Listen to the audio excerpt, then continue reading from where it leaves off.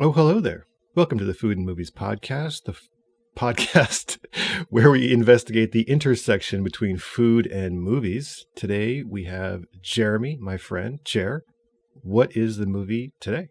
So we get such positive responses from our four viewers or listeners, whatever the case may be, whenever we do mob movies.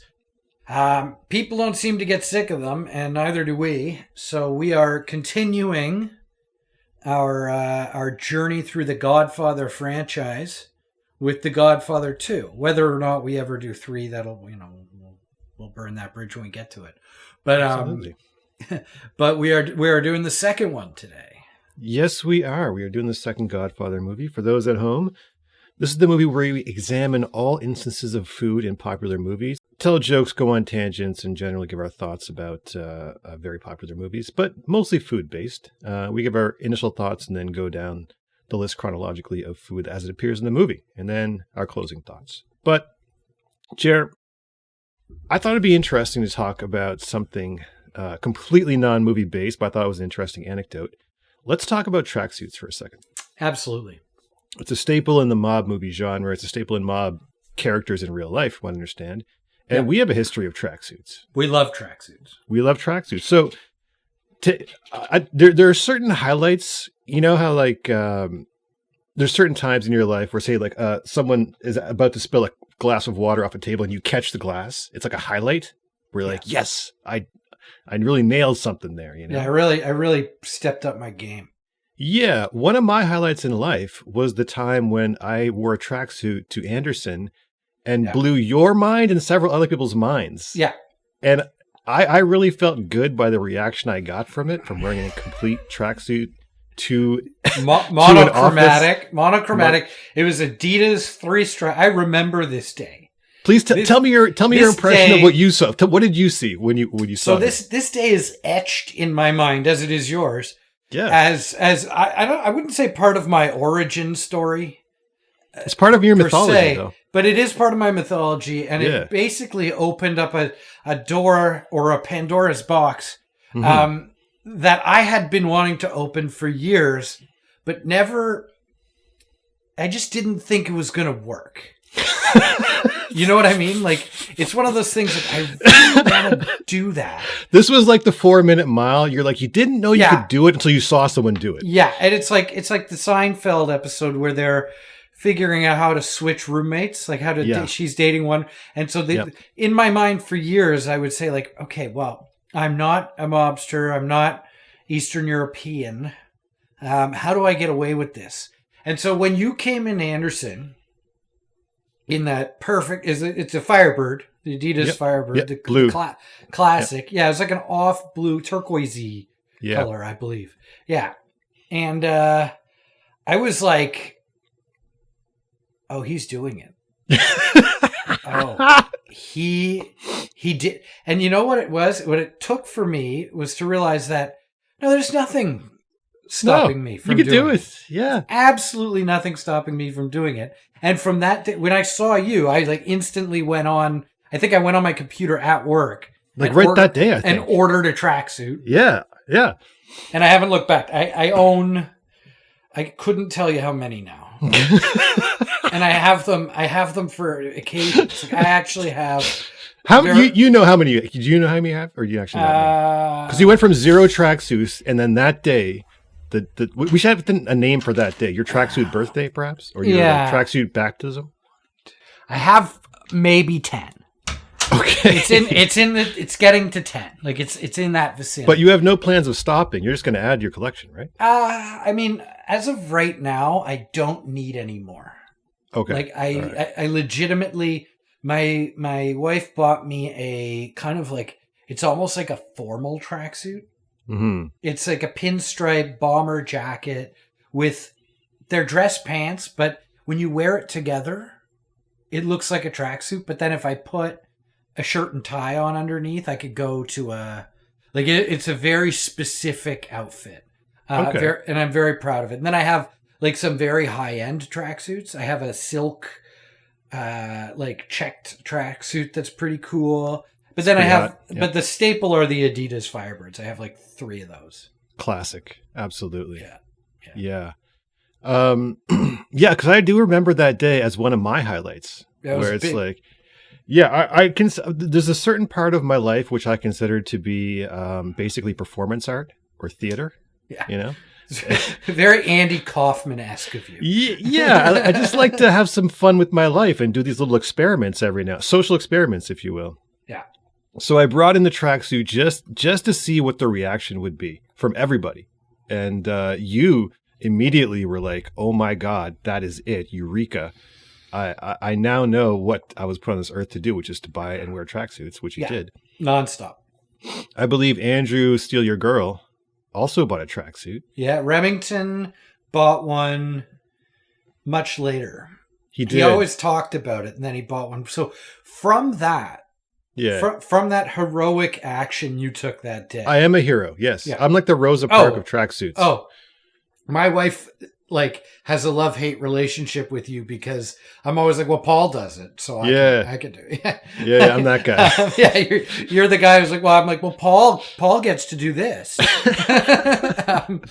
And so, but we left Anderson. I left Anderson and I went to a different agency and started a day because I wore it one day like you did. Like I was like, I'm just doing it. And the HR person was like, I don't know how I feel about this. Makes HR people very uncomfortable. It's weird. It's like a glitch in the matrix. They don't know what to do. They absolutely don't. Yeah. And so I said, well, let's compromise. We'll start a day for the whole agency. Everyone can wear one if they want. And it turned out that the president of the agency loved tracksuits. Like it was his thing. And so the HR person tried to stop it, kind of. She was like, I don't know. But he was like, we're doing this. We're doing this. And he had, and I since then I bought a couple of the ones that he has, velour tracksuits with the monogram. Hell yeah. I have a couple of those. They're fantastically comfortable. Yeah. Well, I saw the poster. You guys actually made, Naz, one of our colleagues, made a poster for the tracksuit day that he sent me. Yeah. Or I think maybe you sent it to me. I'm not sure. Someone sent it to me, but Naz made it. Yeah. It blew up. Yeah, it was a full-on thing. Like, how many people wore tracksuits on tracksuit day? I'm curious. Most people wore tracksuits. A few people wore tracksuits. Most people were like, if they didn't have it, like a proper tracksuit, it was like a Lululemon's or a sweatsuit that matched. Like, I have a couple sweatsuits that match. I don't consider them tracksuits. They're tracksuit adjacent, but you're right. They're not the same thing. Yeah. They have, unless they have like one of them is like quilted.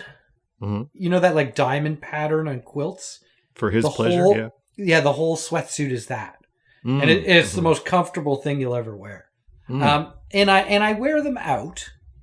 But I also like when I go to gym or whatever, I wear, the tracksuit's a very useful piece of apparel. And that's why the mob, like if we're going to, direct it back to the mob, maybe not the Godfather mob, because they weren't really, those was the 1950s. Tracksuits didn't really exist back then. Right. But Henry Hill wore one in Goodfellas. Henry Hill, Pacino in Donnie Brasco.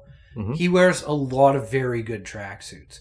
But the king of tracksuits in any mob scenario is Paulie Walnuts. Paulie Walnuts with no shirt underneath, right? Yeah, but he wears these like high-end. I looked into it because I clearly wanted to buy some of the tracksuits, but you can't get them. They were made for the show, and they're like high-end Italian. Like they're thousands of dollars. Yeah, and so they're just so unattainable that's the holy grail of tracksuits. Wow, man. I tell you, man, that day I really thought that I would have some kind of ripple effect, and it really did. It changed the world.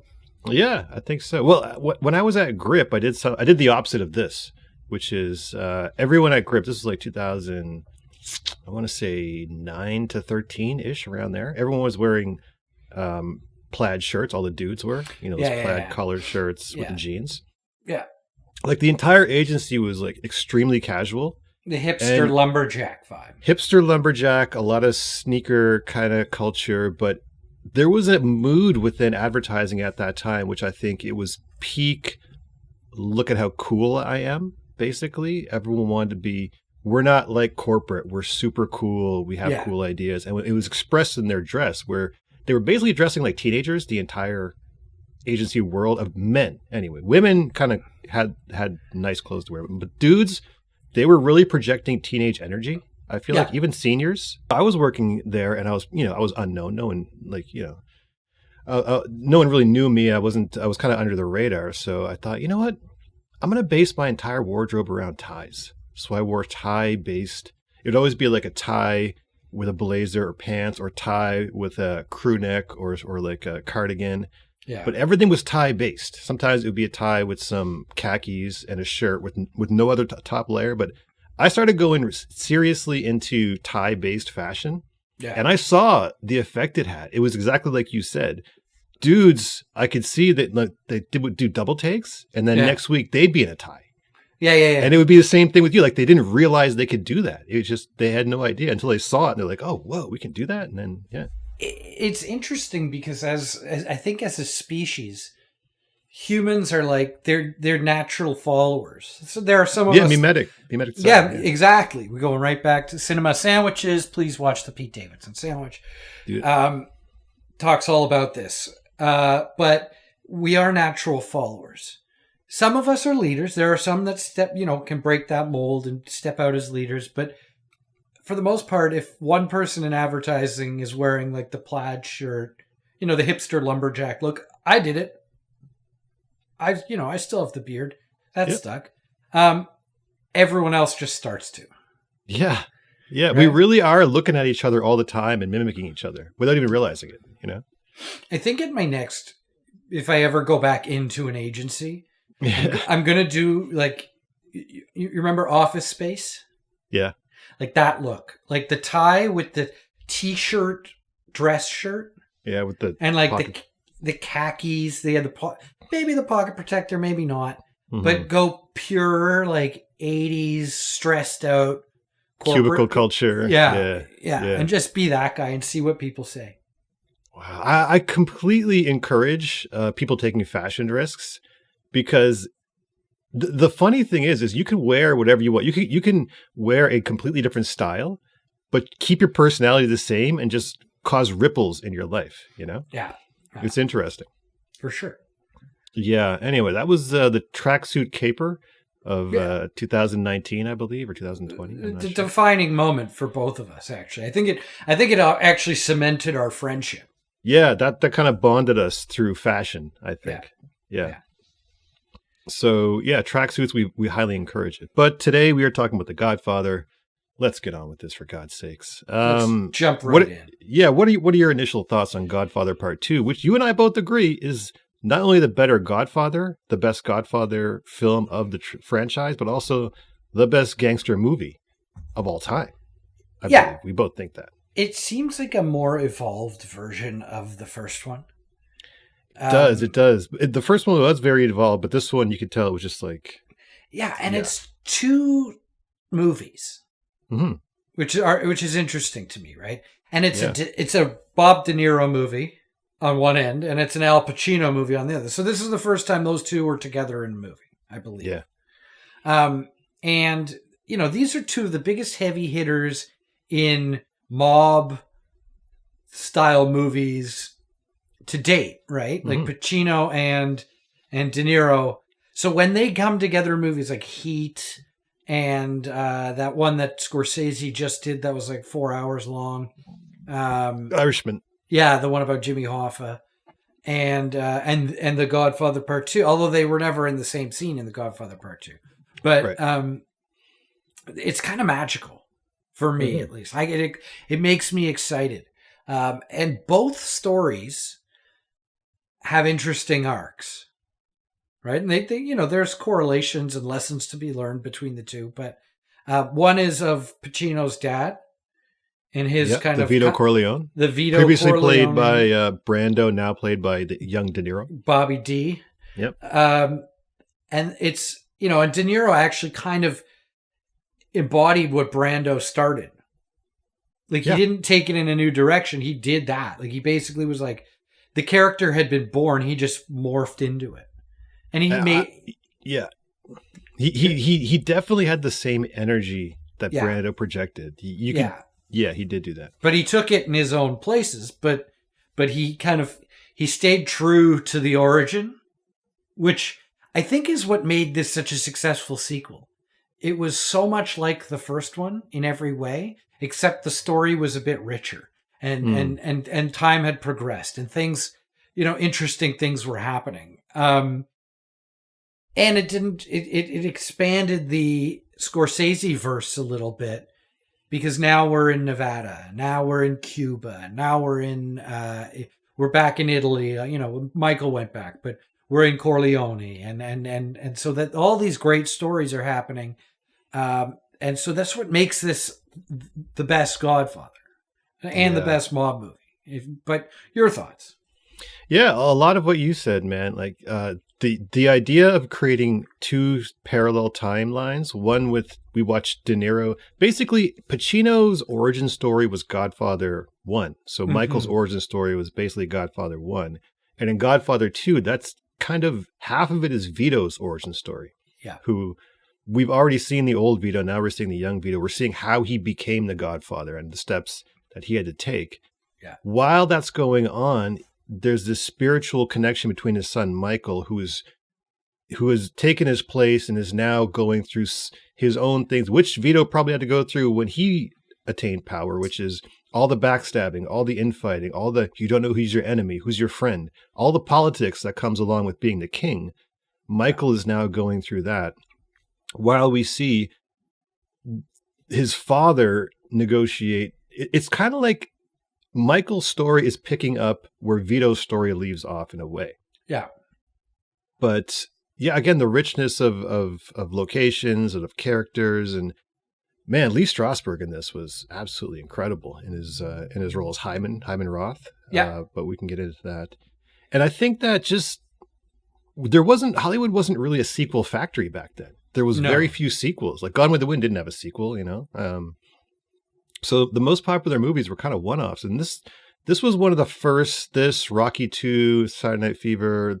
So the 70s is where you see the corporatization of filmmaking coming in, where studios are now being run by actual corporations who have a agenda and a mandate to grow. And they're like, listen, we're going to take the sequel. The numbers work out better. So there was an element of that to it as well. And looking at Godfather Part 2 now, knowing what Godfather 3 is, you just see so much lost potential from Godfather 3. Yeah. Like what could have been, and like how do you make Godfather 3 after you make Godfather 2? Like, that was it. Like, I don't know where they take that story. And Godfather 3 was a little bit later on in the game too, right? Like way later. It wasn't like these two felt a little bit closer, and then Godfather 3 is kind of it's like when they make a sequel to a movie from when we were a kid. Yeah. And like Bill and Ted or whatever. Yeah. And they bring back like Dolph Lundgren and he's like 80. And you're like, all right, fair enough. But it's it's like Top Gun Maverick, right? Which was awesome, by the way. Oh, yeah. No, totally successful sequel. If it even is a sequel. I don't know what you call it that. But The Godfather 3, not so much. But Godfather 2, arguably the most successful sequel in film history. And I think it comes down to the point where you're right, franchise filmmaking wasn't a thing. So if you were making another movie, it was because you didn't finish the story in the first one. And you still had a great story to tell. As opposed to, we're just going to churn out more of this schlock so that we can put butts in seats and make money. Yeah. Right? Yeah. Which, I'm sure the goal was to make money as well. But it seems to me like they had a better story to tell. Well, I think it's just Coppola, man. Like, you can't deny talent when you got a guy that talented and you let him loose. At least for the beginning of his career, he's going to make some magic. A lot of these guys do run amok later on. I feel some people. Yeah, they kind of run out of ideas or whatnot. But he was at his creative peak at that point, and you just gave him an unlimited budget and said, "Let's go, man. Let's see what you can do." And he did continue all of the great kind of Shakespearean kind of Greek tragedy arcs and allusions to this. Yeah, that he started off with The Godfather. So it's just great to have someone who actually went to theater school and is a student of theater and is a dramatist. And that's his trade, like, as an old school guy.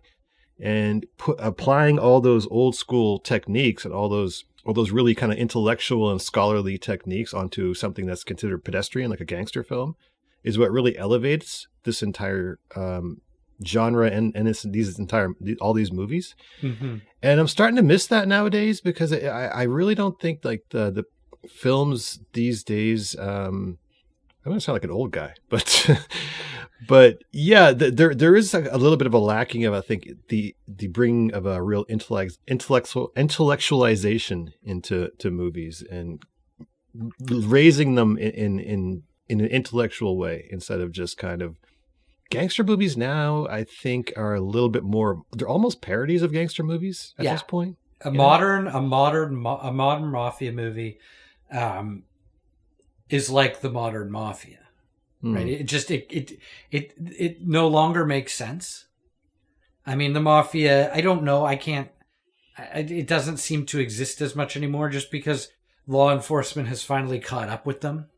I'm sure it still does, but organized crime is not so much that kind of, it's drug based now, right? Yeah. So, and it's mostly like, I believe the drugs are coming in from Mexico, so it's a lot of so I think The Sopranos really hit the nail on the head when the I forget which two characters it was, but it was one of the twins and maybe Vincent Pastore or somebody else. They go into like a Starbucks, like a coffee bean, and they try to shake them down, and the guy's like, we wouldn't want anyone to get injured, or, a window broken. How would your boss feel about that? And he's like, they live in Seattle. They don't feel anything. Right? Like the mob, the tactics that the mob use that you see in this movie, specifically in the De Niro portions of this movie, of, I want my son to work here, so now you got to fire the actual good worker you have. You paying protection, shakedown, stuff like that. It doesn't happen. It can't happen anymore, because everything's a corporation. So maybe, hey, let's get a little political here for a second. Maybe the corporations are the new mob. I don't know. Oh my God! Just saying. You're gonna get us shut down. Oh, I know. Yeah, we're. Oh man, I one of the modern mob movies I really liked was what was that Viggo Mortensen one with Cronenberg? Eastern Promises. Eastern Promises, or History of Violence was kind of a mob movie. Yeah, but Eastern Promises I thought was good, because again, that had like a mythological structure. It had that whole Greek tragic structure of this child of being born who's going to take down the man who actually is trying to. He was the child of a prostitute who was trafficked over here, and it was the mob king who was the child's father, and the king wants to kill the child, thinks it's being done, but eventually the presence of the child takes down the king. So that's like there's a lot of that story of Moses mixed in with Oedipus and all that, a bunch of other stuff. Yeah, every story I've ever heard of a child being the child of a powerful person being sent to die, they always leave it in the woods for some reason. Yeah. And it always survives and grows up to kill the king every single one. Yeah. Well, I mean, let's look at this for a second. Vito runs off into the woods, young Vito. Yeah. Comes back, kills the king. Kills the king. Exactly right. And that's exactly right. That's a savage murder. Oh yeah. How he does that with the knife, like. Yep. That's a savage murder. Like, that's brutal. You can tell he's been thinking about that one for a while. Yeah, that's a painful. That looks like a very painful way to die. Yeah, man, the Sicilians, they are. I love it. I love it. The violence once again in this movie is very, you feel it, right? Yeah, I was thinking about the way I've studied this actually a little bit. The way Coppola, his philosophy on violence is it has to be a little bit strange, so you remember it. So when Don, what's his nose there, the main guy, the guy that Vito. No. Oh, John Chichi or whatever. Don Fanucci. Oh, Fanucci. Don Fanucci. When Vito is like, he wraps the towel around his hand. Yeah. And then when Don Fanucci shows up, he's about to go in, but then he stops and he looks at the light bulb and he kind of taps it and the light goes on and off. And you see, Vito, you see him for the light exposes him for a second, then off, and exposes him for a second. And then he slowly turns and pow, pow, and one goes through his cheek. And he doesn't die immediately. And like, you know what I mean? Like there's all these little tiny details. But that's when it comes right? to, is like and that's, the shot through the cheek is a very specific, deliberate thing. Because usually when they do like a guy getting shot in a movie, it's always like, right? It's always here. Yeah. You never like, but no, if you're quickly murdering somebody and you're not, you're not a trained gunman, you're going to put it through his cheek, and it's going to do the exact same thing that this would do, just through the cheek, and so it's an imperfect kill, but that's how murder usually is. Yeah. It's because like weirdness. It's kind of, and it stays on that shot for a second where like the guy's shot in the cheek, but he's still looking at you, looking is like, he doesn't know he's shot, right? And it's like, so the strangeness of violence is, Coppola does that really well. He did it in the first one too. But it makes it you visceral. You feel it, right? And I always say this: there are certain ways of doing violence that makes the violence way more effective, right? And way more. You can have a gunfight where everyone's got unlimited bullets and they're all, shooting their guns like over things and or you can have a very realistic and fast gunfight that is maybe less like people diving everywhere, but it conveys the same excitement in a very quick and realistic way. Yeah, I also think it's more cinematic too. Yeah, it's just it's scarier. Yeah, the actual montage editing, the way they put the shots together, it's just more effective. It's just But anyway, those are my thoughts on The Godfather. Do you have any more? Or should we just dive No, I'm good. All right, we dive into Godfather 2. This is a parallel storyline of young Vito, played by Robert De Niro, and he is making his way from a lowly, I'm not even sure what it is. He's just an odd job guy trying to immigrant from Italy, trying to do things in New York and to feed his family. And then you have Michael, who is now the head of the family, and his life is nothing but problems, just one problem after another.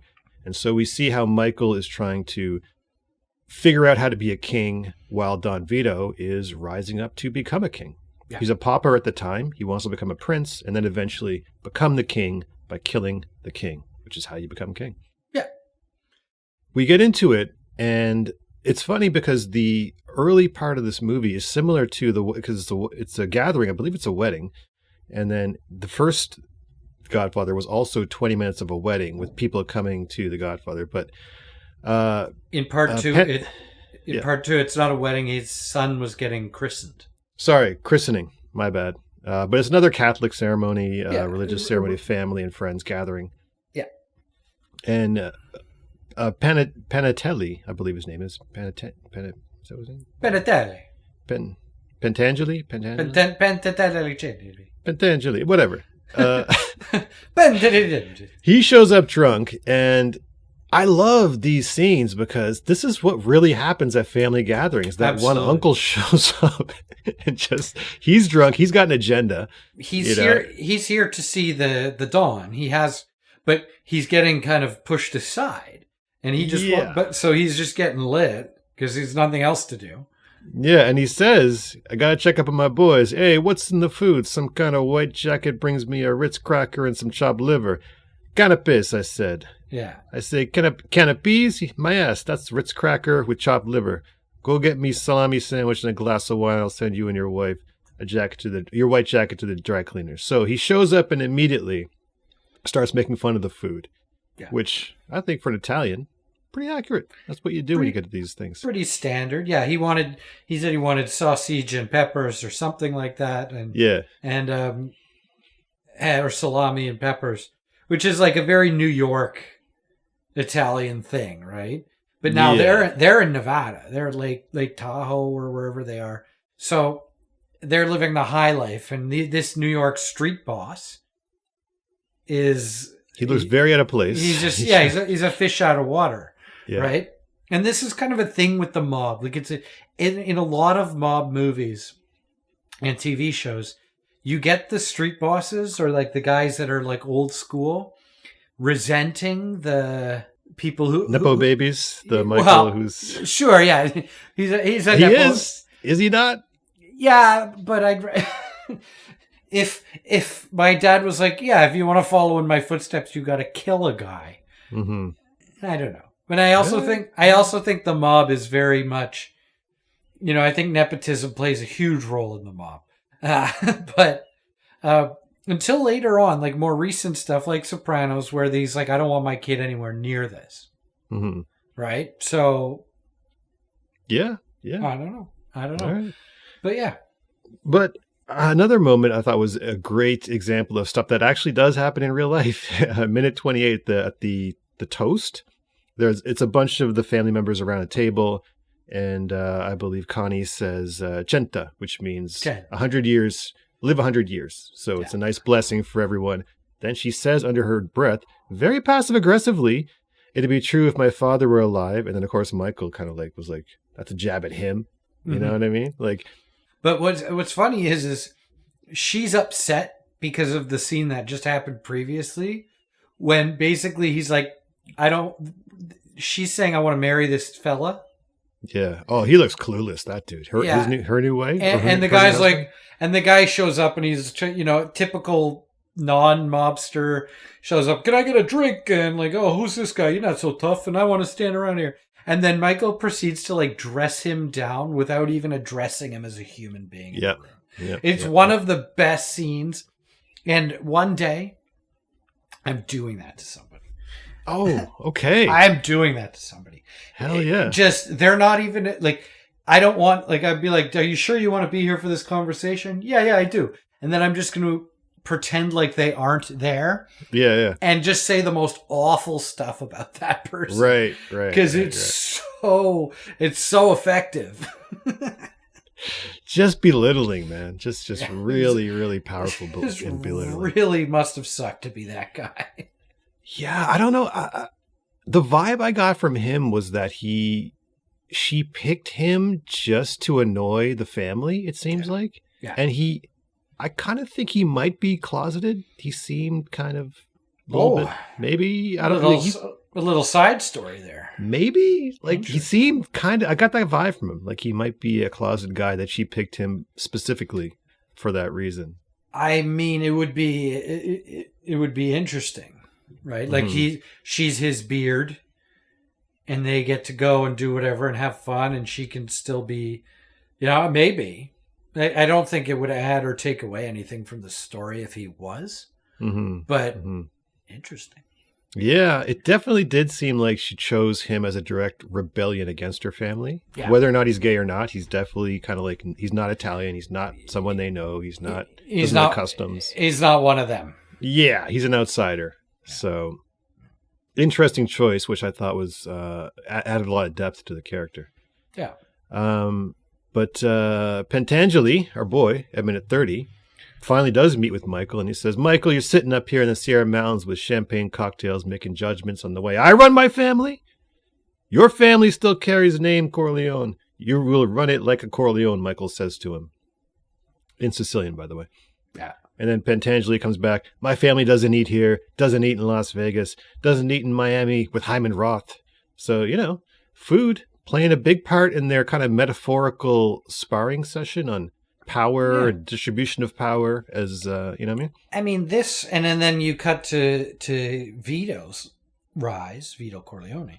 It's important because the way that mob started out, and these old school guys like Petre, whatever, they do this.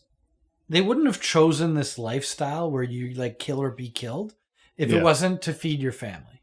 That was why the Sicilians did it in the first place. They weren't getting a fair shake when they came over, and the mob worked in Sicily, so they brought it over and gave themselves a fair shake, right?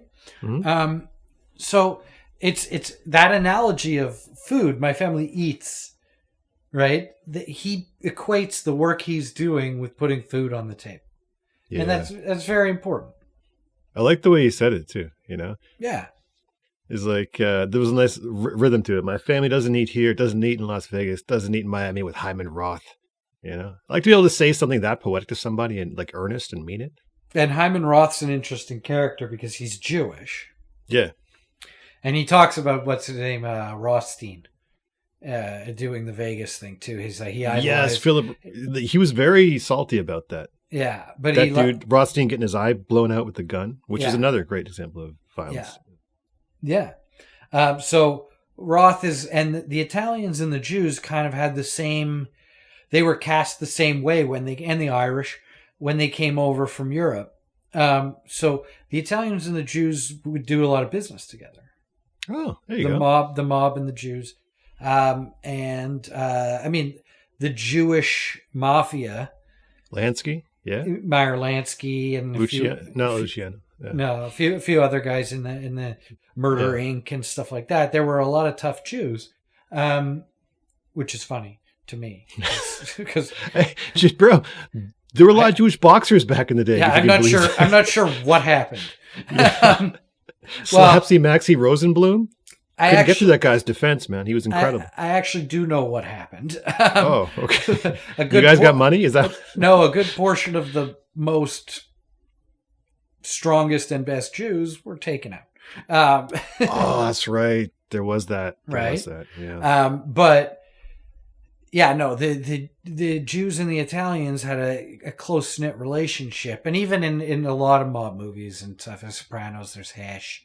There are a lot of characters that they work together, and so this is why Roth's character is so interesting.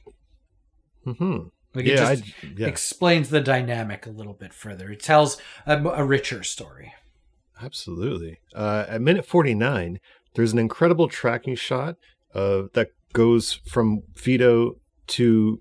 It doesn't follow him, but it follows another person going across the street of the entire market, and it's just this the entire street is made up like it's old New York. It was an amazing shot, no CGI, but it shows the markets that are similar to when Vito eventually gets shot by the gangsters when he's going to buy the oranges. You see at the very end of the shot, the orange stand is there as well. A little bit of foreshadowing as far as food goes. Right. And in the first one, the orange or the fruit seemed to always represent something about to go down.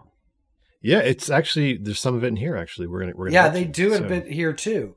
Not to the same extent, like they really hammered it home in the first one, but they still do it in this movie. So clearly fruit, impending danger from fruit. I don't know. Mm-hmm, mm-hmm. Yeah. It's used as a device. But at minute 50, pivotal moment in the movie, Vito and his wife are eating dinner solemnly. Not sure what they're eating. It seems like some kind of a stew. Or a soup, yeah. Some kind of a soup. But then someone just knocks on the door and throws him a bag and tells him to hold it for a week. Turns out it's a bag of guns. This is Vito's entree into the life of organized crime, or just the criminal underworld to begin with. He's literally just out of nowhere thrown during his dinner. He's interrupting something very normal to get handed something very abnormal, bag full of guns. Isn't this the scene, though, where he has the pear? No, this is not that one. Oh. We're coming to that. Okay. We're coming to that. My bad. Yeah. At minute 51, Vito with Jenko is eating dinner at the little Italian kind of like grocer. Yeah. And he sees Don Fanucci shaking down his boss. And then he sees Don Fanucci force Vito's boss, as you mentioned, into giving Vito's job to one of his boys. Yeah. And he sees that go down. And, his boss solemnly has to. But that goes down as the next dinner interruption, which is kind of pivotal in his metamorphosis from a straight-laced guy into a street guy, into the criminal underworld. He was literally forced to hold a bag of guns while eating dinner. Now he's eating lunch, it looks like, and he sees exactly how the world works through this figure of organized crime, Don Fanucci. He's understanding now. I see now. I understand how this country works. It's similar to the old country but not as tough as it is in the old country. Right.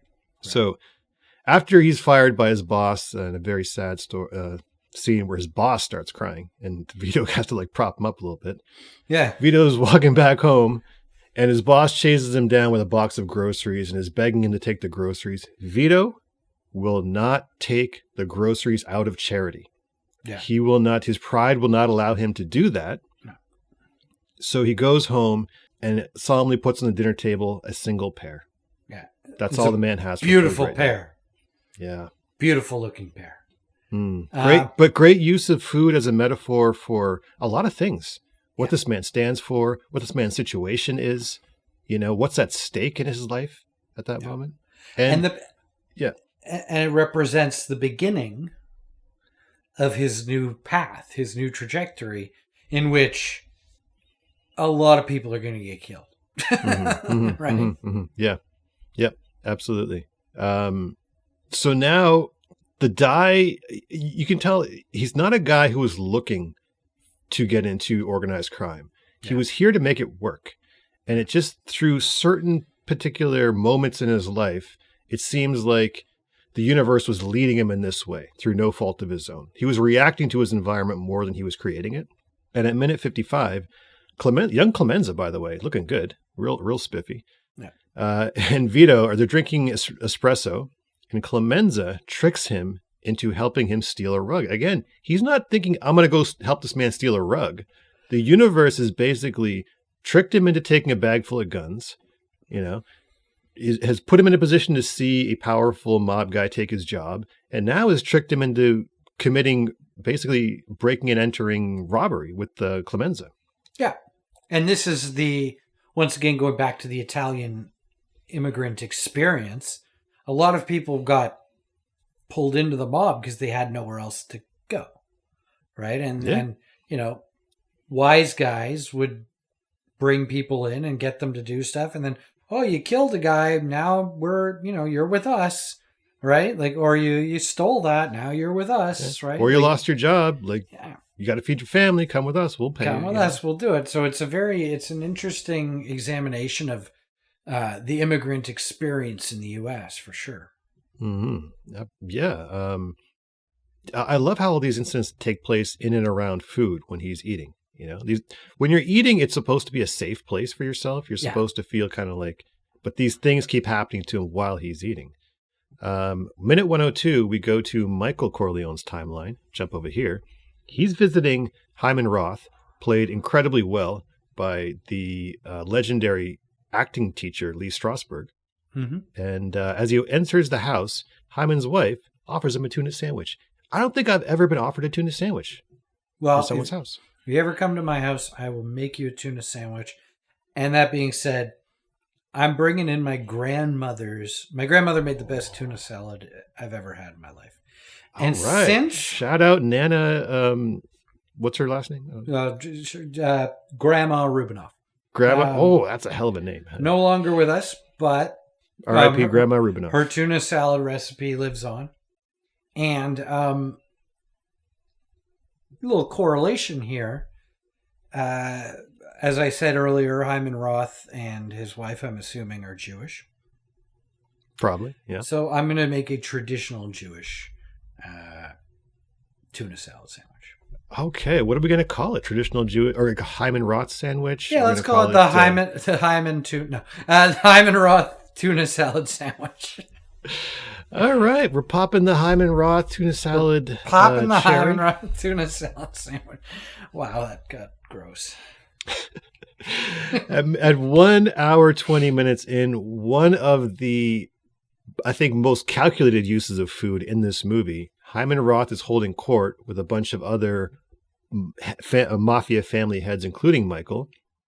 He's discussing the future of Cuba, and his birthday cake comes out.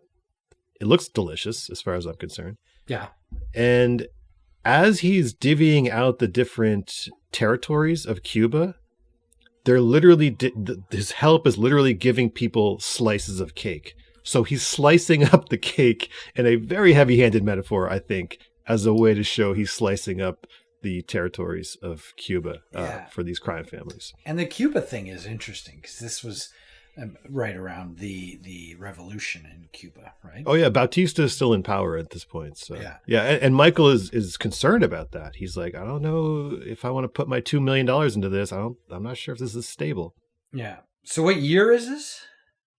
I forget the year. I'm not sure. It was back when everyone was Cuba was like the party spot. Yeah, the Americans could go there and everything was great. It was international. International people would go there. There was casinos. Yeah, it was supposed to be the next big thing because it was also like literally you could go from Miami. Like it was so quick. Yeah. You could even take a quick boat. And then it all kind of just this was Castro and them, right? Yeah, as soon as Castro showed up, party's over, man. Literally, we're out of here. I always mix up because there was also in Cuba Jose Marti, and that was a while before that. Cuban history is fascinating, but yeah, no, the Castro Revolution and Che came over from South America to help out with that. Yeah, and basically ruined any chance of like turning Cuba into America's playground, right? Cuba basically was the Las Vegas of that time. Like Yeah. it was where everyone went to party, and it was great weather and loose morals and whatnot. And now it's a communist utopia. So yeah, have you been there? No, I've been there. How was it? It's interesting. I got my first tattoo in Cuba. Oh. Yeah, in some guy's backyard. But Cuba's just an interesting place. People are really nice. They're really cool people, actually. I really enjoyed the people there. But otherwise, yeah, it's similar to any other place, except for the fact that you can't get, like, American cars can't be imported there. So they have all these old cars, yeah. Or they have, like, Chinese cars. They're really crappy cars, though, right? Yeah, they got weird cars, and so it's just, I don't know. It's a place stuck in time that's trying to modernize, but is stuck in time because if you're shunned by the U.S. and you are literally right now, could be your biggest trading partner. Yeah, you got nothing. Yeah, it's crazy. Man, Cuba's a weird place. Yeah.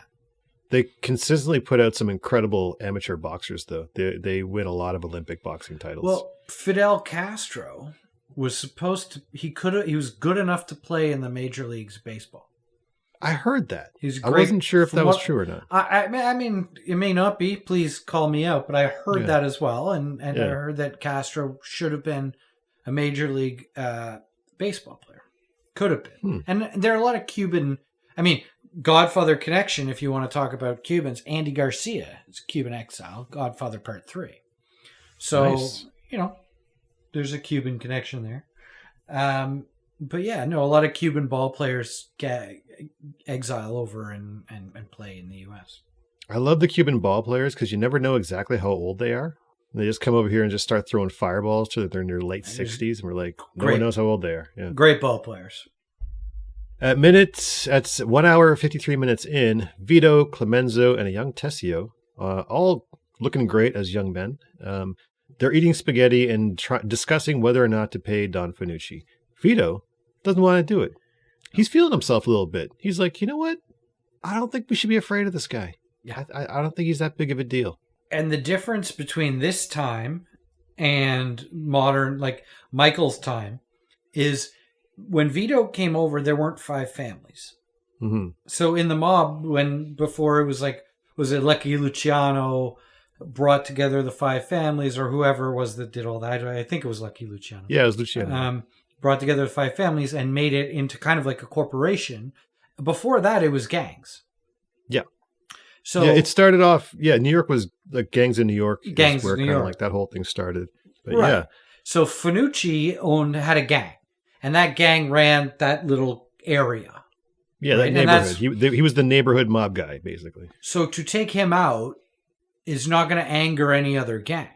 Mm-hmm. Right? Like, no one cares if you take out one. Until it got organized, the mob was just the Wild West. Yeah.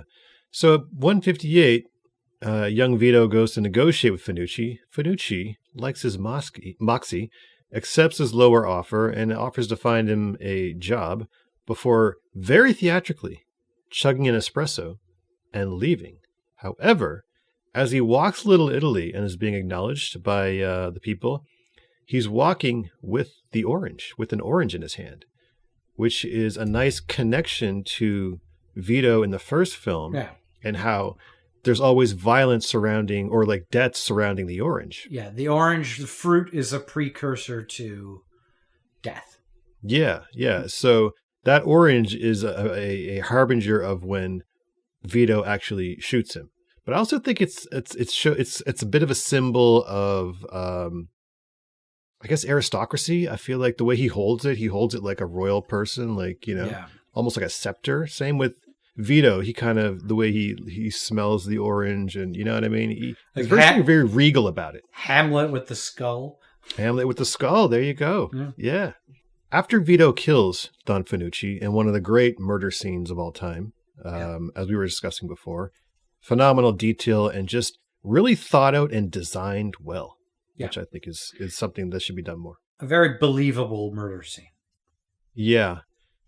At 2 hours, 13 minutes in, Vito is buying oranges from the orange vendor, and the orange vendor says, No, Vito, you can take it. Don't worry about it. Don't worry about the money. He's getting it for free, but it's not charity this time. It's out of respect. Yeah. And he takes it and says, if you need a favor, let me know. So now he's becoming who he's supposed to be. Yeah, and that's the mob back then to Vito is based on people doing each other favors. Yeah, but it's just funny how he wouldn't take the groceries for free when it was charity, but he does take it because the person respects him so much. Yeah. It's a big difference. Makes sense. As far as characterization goes. Yeah, it makes sense. Yeah. It just shows his mindset, right? So at 2 hours, 45 minutes in, a lot's happened. Michael is dealing with betrayals all around. He realized that his older brother, Fredo, has betrayed him. He believes that... It was you, Fredo. He believes that Hyman Roth has betrayed him. He thinks other people may have betrayed him, but he's not sure. And then, while he's dealing with all these people who have already tried to take his life, tried to murder him, they shot up his bedroom. Yeah. At 2 hours, 45 minutes in, Kay, his wife, tells him that his son, his unborn son that was inside her, was not miscarried, that he was actually aborted. And this destroys Michael, brings him to his knees at the lowest point of his character. He feels that the world, he can't trust anybody, and this is the lowest blow to him. And he strikes at Kay. And a very, very low moment for Michael. But then that scene, it's an incredible defeat for Michael. All these things are going wrong for him. All these enemies have closed in on him. It cuts to Vito, young Vito, with his extended family having a triumphant dinner. So you see Michael's family collapsing, cut to his father, Vito, at this probably the same age. Yeah. At his highest, he's ascending. Yep. And in that scene, it moves on, and this is the dinner where it's sort of celebrating that Vito has started this importing company, importing olive oil, and he's got young Michael on his arm, and he feeds toddler Michael an olive from his olive oil factory. So, by far the most superior oil, olive oil. You're into it. Love olive oil. Okay. All kinds. It's just such a good oil. Do you get really expensive? How much do you spend on olive oil for a bottle? No, mostly just okay, I don't get the basic stuff. I get Bertolli or one of the bigger, Is it in like a metal can, like an oil can? No.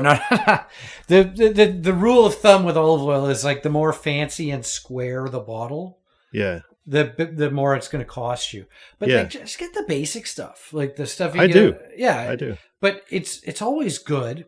You get extra virgin or whatever, and you just dip bread in it. Whatever, it's like olive oil is good. Like it tastes good. The texture's good. You can cook with it. You can dip things in it. You can infuse it with other flavors. It's just a great thing. It's like one of the best gifts, and I'm hoping it was, the Italians or the Romans or the Greeks, one of the best gifts they ever gave us, I think, is olive oil. I'm very I'm very grateful for olive oil. Shout out to olive oil, man. Shout And it out. Yeah. Whoever gave it to us, shout out to you, bro. Yeah, I'm assuming it was the Greeks or, I think so. Didn't they make their entire empire on olive oil, I believe? Yeah, it was like the oil now, like real oil. Yeah. Yeah. Oh, man. So that's all the food in The Godfather, Part 2.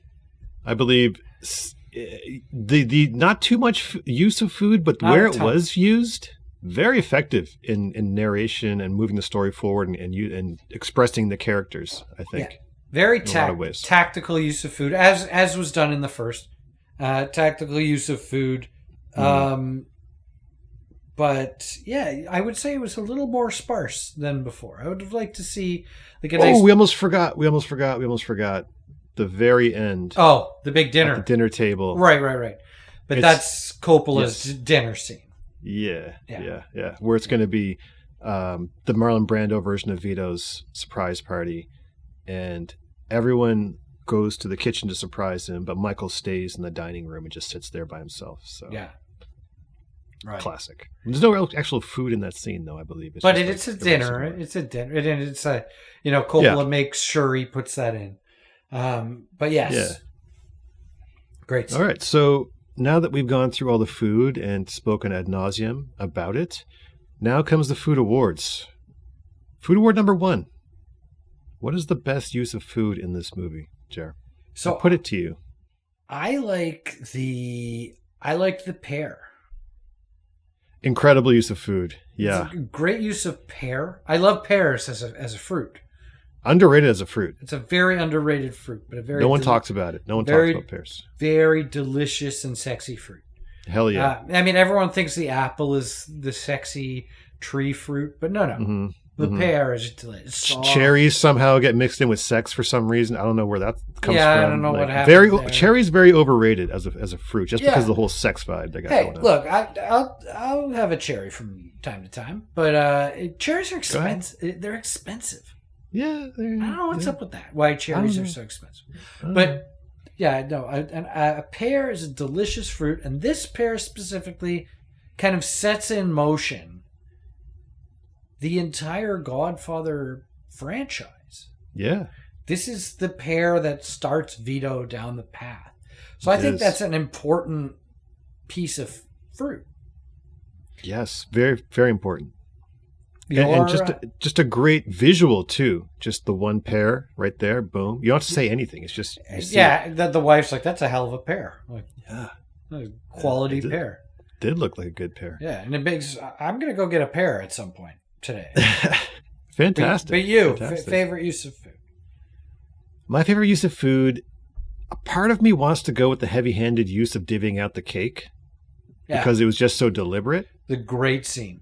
But I must say I have to go back to the orange, Don Fanucci's orange, just because it connects to the first movie so directly. Yeah. And so the rhyming of the movies continues in a way that's unexpected. I like to be surprised and delighted, and I think that did surprise and delight me. The use of the orange continuing from the first movie to the second movie. Tactical use of an orange, and it kept the theme alive of the orange representing death of the king. Death of the king. Yeah. Okay, so here's the thing: this movie filled with powerful men, chocked to the rafters full of powerful men. So this is gonna be tough for you. Who would you like to have dinner with? Which father figure am I? Yeah. I went back through the episodes and I've not been 100% that way. No, but it's definitely there are some, it's a thing. It's definitely a thing. Well, I think in this one, if I'm having a good tuna sandwich, Hyman Roth would be a good choice. I thought you were going to say Hyman Roth. But I'm not going to go there. I'm going to call an audible. I'm not going to go there. All right. But you want to though. Look, if you want to, I'm doing this out of spite now. I'm spite. I can tell it's not the same as spite picking a character.